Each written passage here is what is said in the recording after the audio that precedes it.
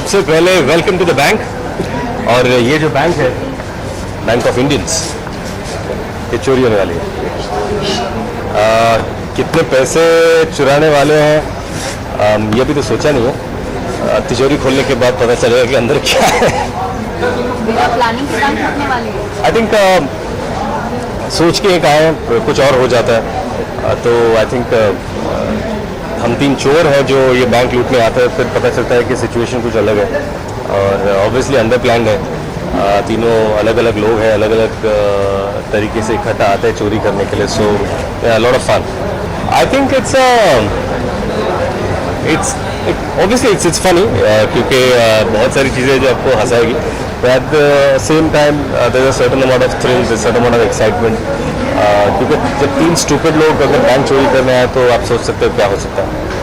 I am playing a common man, एक आम आदमी जब उसकी सिचुएशन बहुत डिफ़िकल्ट हो जाती है और जिस बैंक से उसे लोन मिला है उसे वापस करने में जब परेशानी हो जाती है तो ये सोचता है कि चलो उसी बैंक को लूट कर पैसे वापस कर दें। आई थिंक इसको लगता है काफ़ी स्मार्ट है, गॉड फियरिंग महाराष्ट्रियन इंसान है। अपने बैंक वाले के साथ बैठा नहीं। I think everyone at some point takes a loan. मैंने जब पहली बार घर ले रहा था तब मैंने ऑब्वियसली बैंक से लोन लिया था। यस, आई थिंक बैंक से good for loans I think होना चाहिए क्योंकि अगर सिस्टम में डर हो तो ही सिस्टम सही तरीके से चल सकते हैं। काफ़ी लोग मुझे लगता है जब डर कम हो जाता है तो we take system for granted. अगर फ़ाइन का डर ना हो तो आप कचरा फेंक देते हो, फ़ाइन का डर नहीं हो तो आप सीट बेल्ट नहीं लगाते, बिना लाइसेंस की गाड़ी चलाते हो। बट आई थिंक अगर फ़ाइन और पुलिस का डर हो तो शायद we be a better country than what we are. I think we are progressing towards that. नहीं बिल्कुल नहीं है। पिक्चर का नाम बैंक चोर है और इसमें कोई डबल मीनिंग नहीं है। आई थिंक हर फिल्म की कहानी अलग होती है, हर फिल्म के जो कैरेक्टर्स होते हैं वो अलग सिचुएशन से आते हैं। मुझे लगता है कि हर चोरी के पीछे इमोशन अलग होता है और उसके वजह से वो कहानी बनती है कि किस वजह से आप चोरी कर रहे हो। प्यार तो हर कोई करता है पर हर लव स्टोरी में कुछ अलग होता है, उसकी सिचुएशन अलग होती है।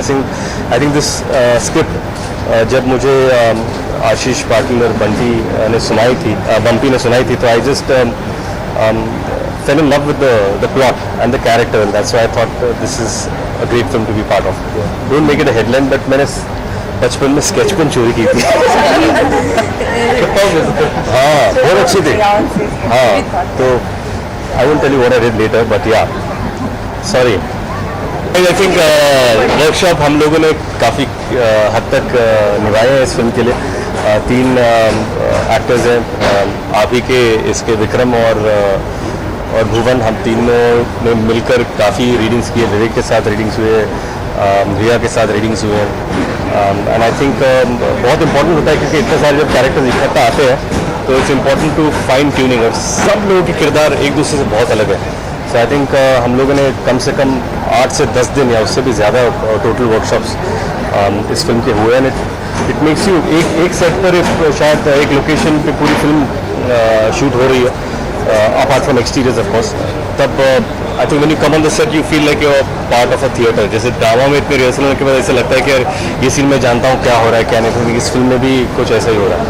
I think thank you very much कि आप लोगों को एक फिल्म पसंद आई, फिर लयभारी रिलीज़ हुई, येलो हो, बालक पालक हो, मराठी फिल्मों को भी आपने बहुत सराहा। So thank you so much. I think जिस इंटेंशन या इंटेग्रिटी से आप फिल्में चूज़ करते हो वही मेंटेन करना चाहूँगा, उसी ऑनेस्टी से के साथ काम करना चाहूँगा। वो फिल्में किस हद तक लोगों को पसंद आती है वो तो बाद में पता चलेगा। But yes, I think every actor when he chooses a script wants to be honest to the script and give it is best.